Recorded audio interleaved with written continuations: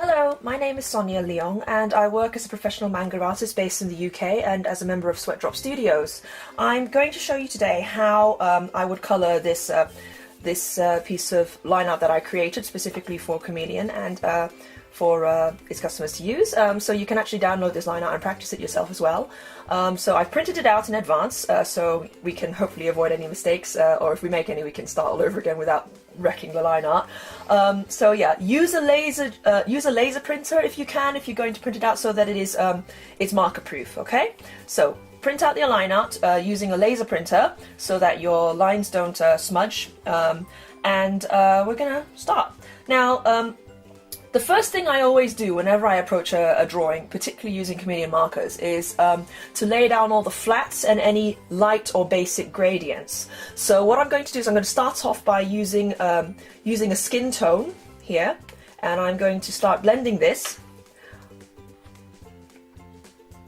I'll just leave it, the thing is, always, leave it for longer than you expect, because it's sort of like a bit safer that way really, rather than the other way around. But also make sure you always have a piece of test paper nearby just to check and see what sort of what level of blending is happening. Okay, so that's quite light, but I'm just gonna do a little bit more. So I'm going to start by doing a gradient on the skin, sort of like fading darker up there and fading darker down there. So feel free to rotate the paper because you'll find that it'll be a lot easier to do it that way.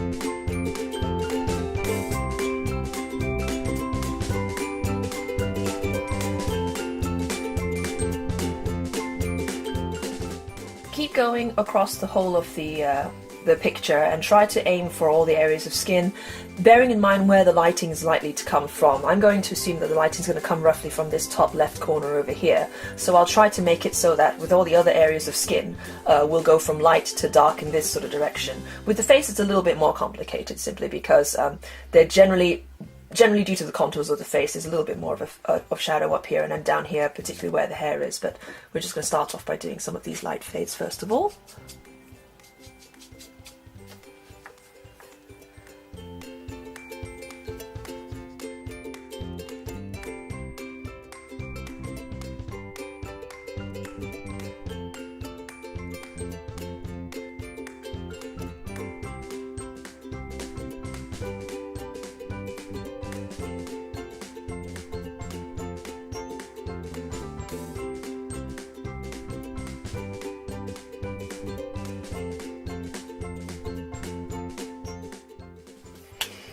As a general tip, if you want to just blend some of the colour into the edges over there that you've missed, but you don't want to interrupt your flow of the blending of the gradient, use a blender pen just on the edges there, just to make your colours sort of like go that little bit further if you need it to.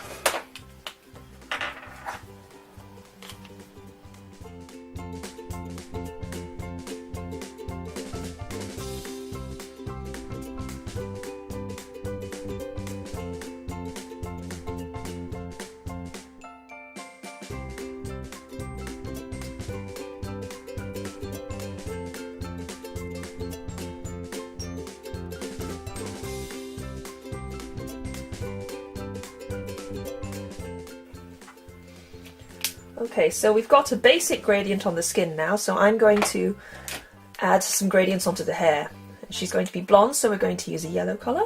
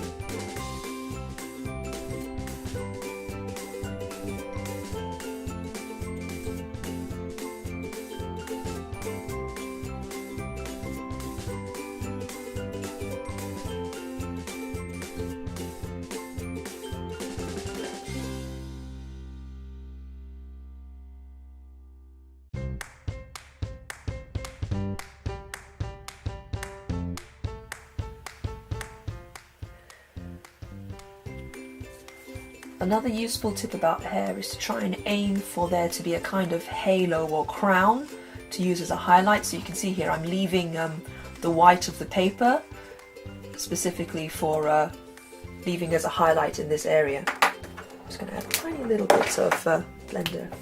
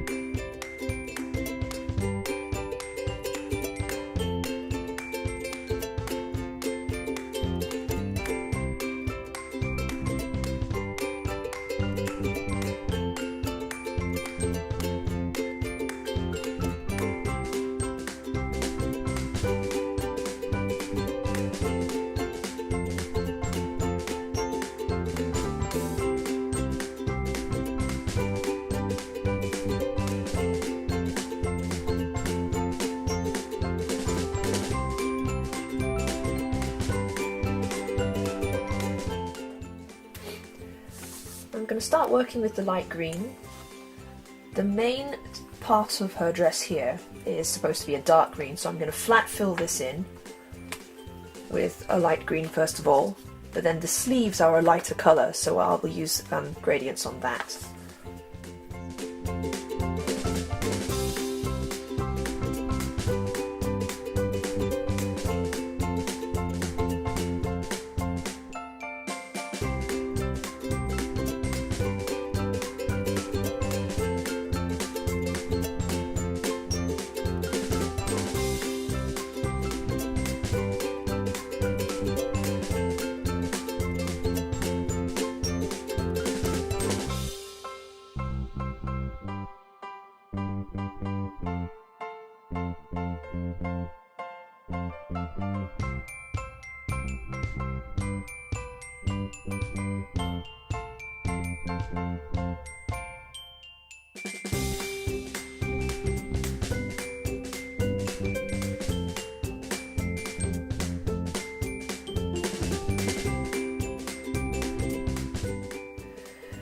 Now we'll switch to doing gradients on the outer folds of the sleeves.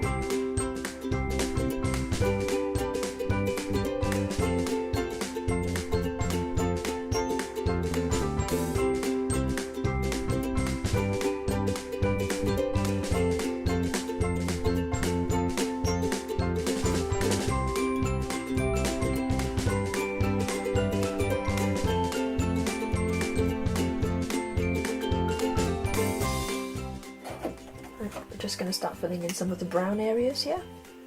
As it's quite a dark brown, we'll just start with a light brown as a basic fill before we add shading later.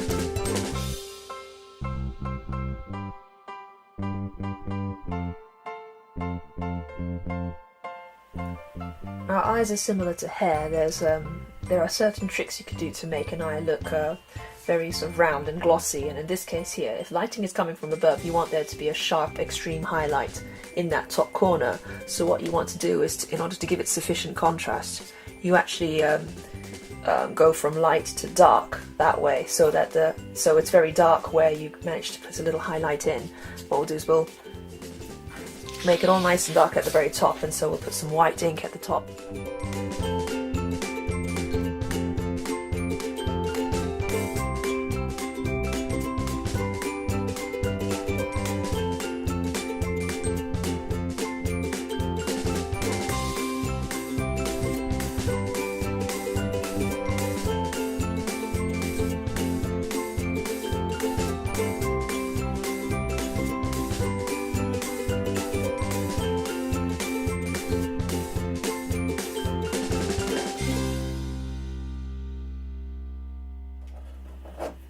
Now we're going to start adding some very basic shading first of all. Once the gradient areas and the flat fills have started to dry, you can layer on top additional colours just to give it more contrast in the shadows. So try to lift the tip of your brush so you've got sort of fine, quite tapered ends, particularly in areas like the hair, because you want it to have that kind of sharp end to it.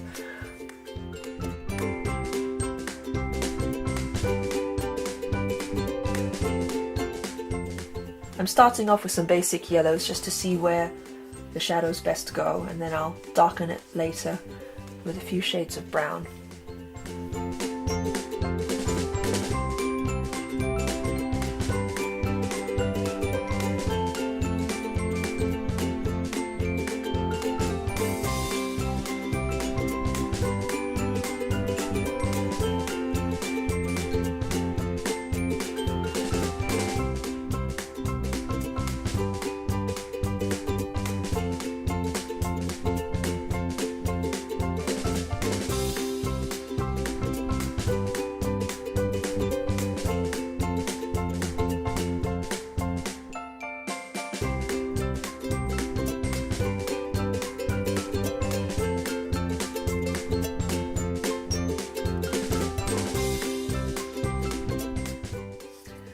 But you've also got to remember that there's going to be a little bit of brown added a bit later as well, so it's also always about making sure that you leave enough white in there as a sort of foil, as a contrast.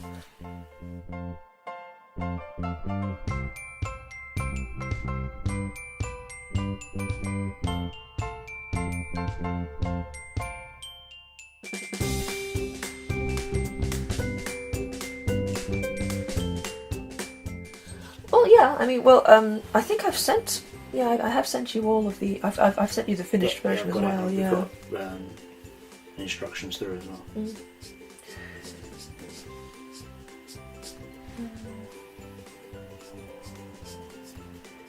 It's really sort of picturing where, you can see here that I'm trying to imagine where there'll be sort of like, you know, locks and strands of hair.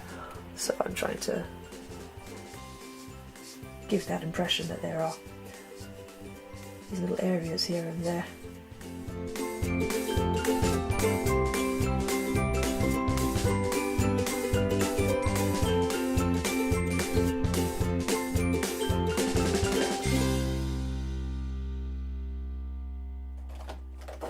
Now I'm going to add another layer of shadow.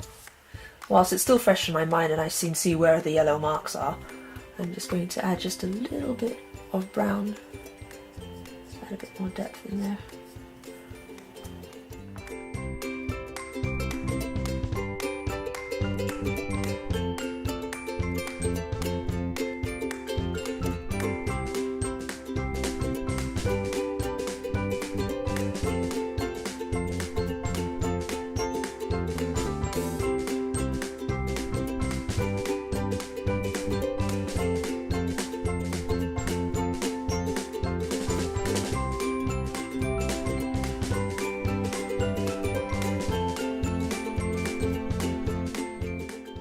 Another useful way of thinking about it is as if you're adding where the black lines kind of end up. So you can see here I'm sort of like, I'm taking my cue from where the line art is to figure out where it's going to go.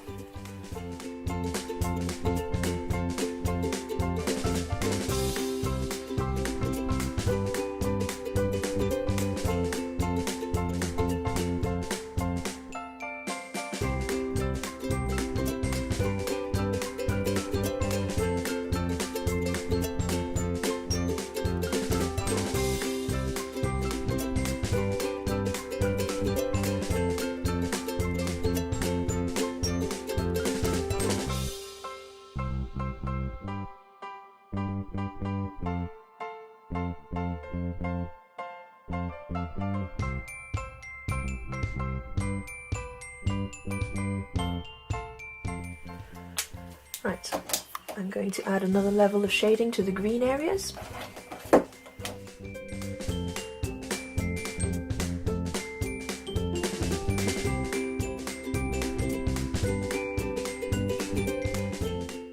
So this green is significantly darker than the other one, so I'm actually going to add some gradients for this as well before I add final bits of shading onto this. So this is like a second level of gradients, if you like.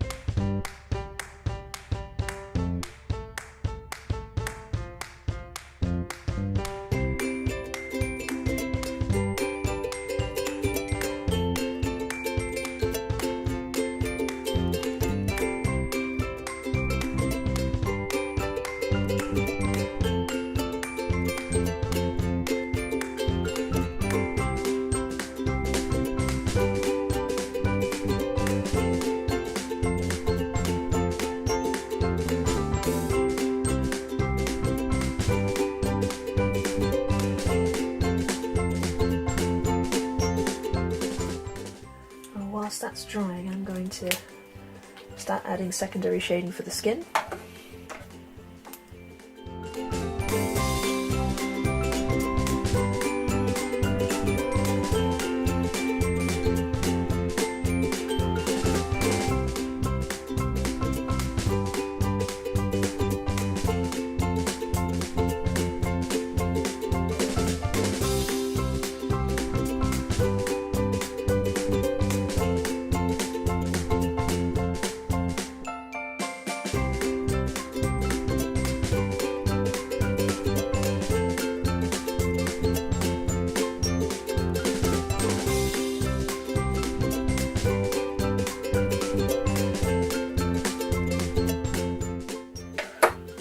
You can add a touch of brown in some areas just to increase the contrast a bit.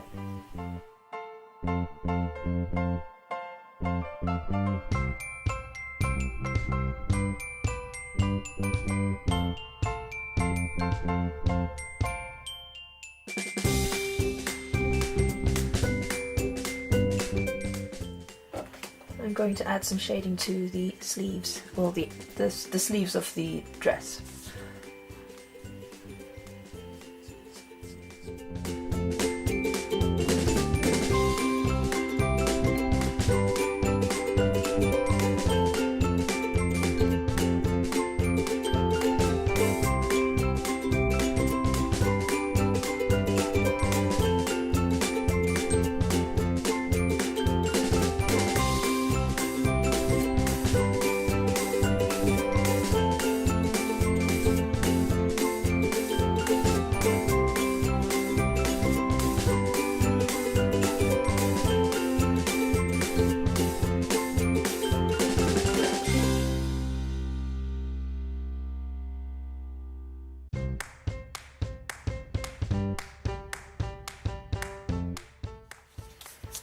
You can add a bit of shading to the brown areas.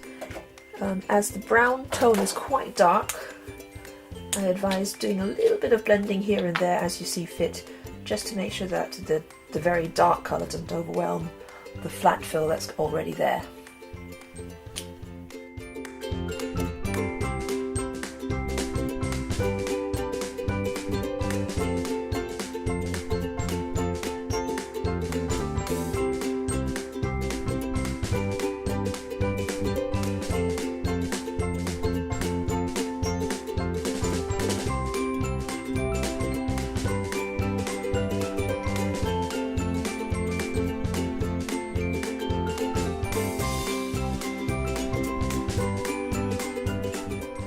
I'm going to start having a go at the sleeves of her blouse. Now bear in mind this is supposed to be a white material, so when it comes to shading you only ever colour in just the shadowed areas, and preferably with like a mixture of greys and with a hint of blue in there. So what I'm going to do is I'm going to start off by using very, very light shades of grey just to mark out the shadow areas here and there on the blouse, and then I'll introduce touches of blue using a blender pen.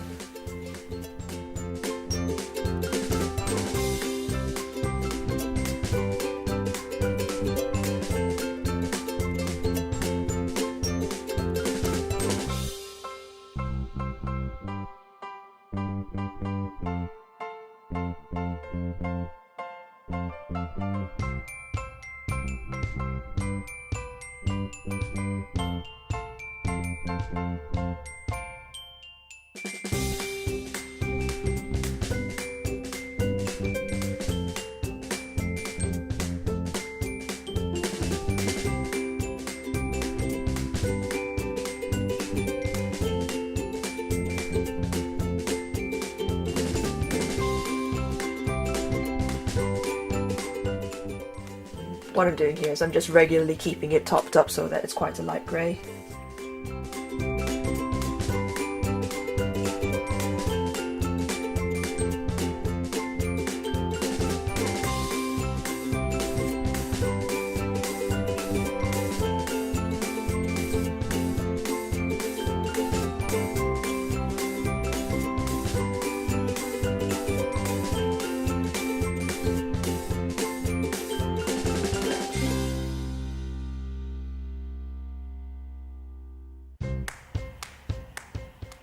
What I'm doing here is I'm actually increasing the level of contrast on this part of the arm to match the volume of the arm. So this here is actually a little bit darker than the drop off over here. It's I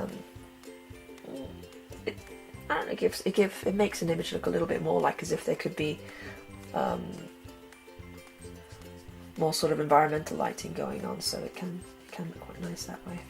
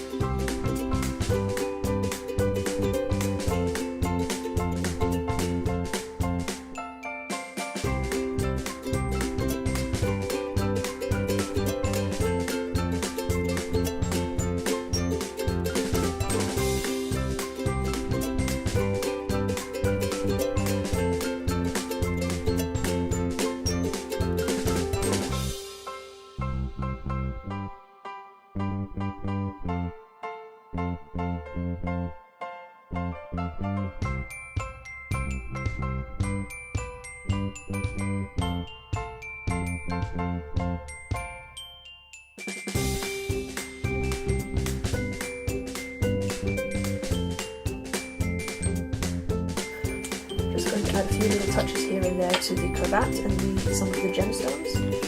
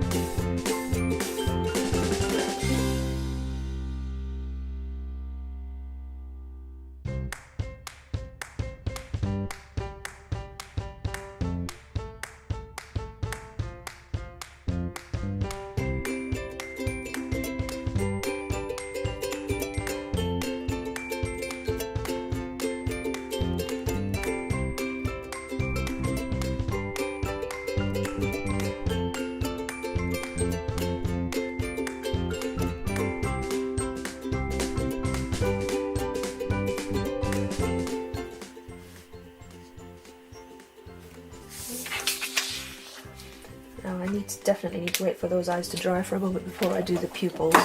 So I'm just going to add the eyebrows, because I just noticed I left those out. Just a little bit of colour to the frames, glasses there. And also a little bit more yellow to the little buttons, just to give it a bit more of a brassiness.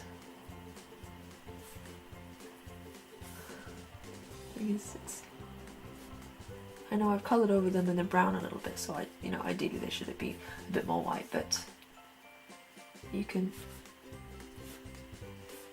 add a few little highlights here and there with a white pen later if you need to. I think that's almost everything. Right, let's get this pen as dark as it can be.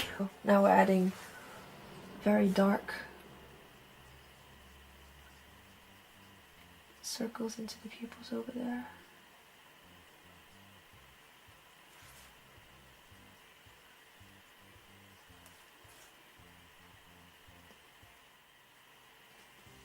Specks in the irises, just to add a bit of an iris pattern.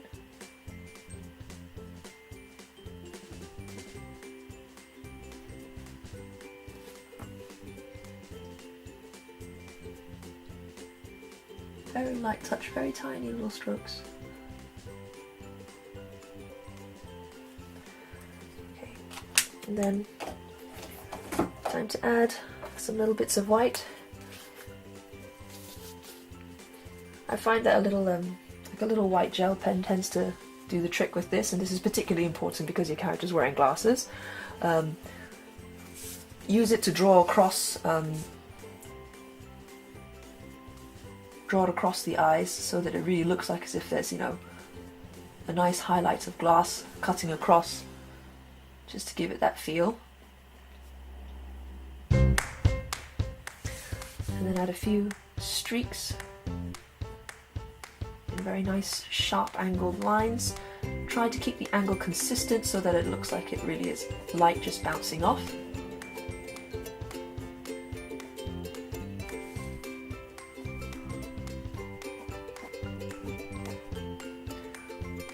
You want it to go across some of the dark areas. Again, it just looks really nice if you give it that good strong contrast. So try to purposely go for a few areas where it will cover over areas that were dark before.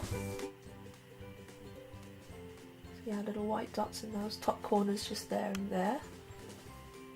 And depending on how crazy you want to go, you add a few more little streaks here and there, because the eyes can have more than one little reflective sort of spot.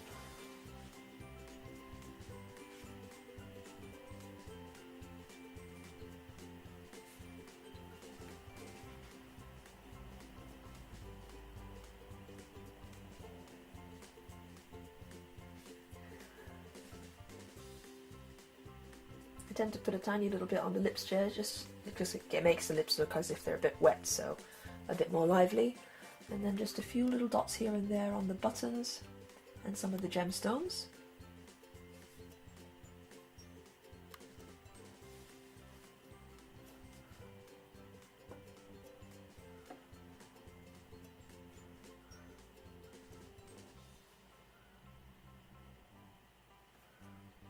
Just a tiny little hint of yellow in the corners, just there.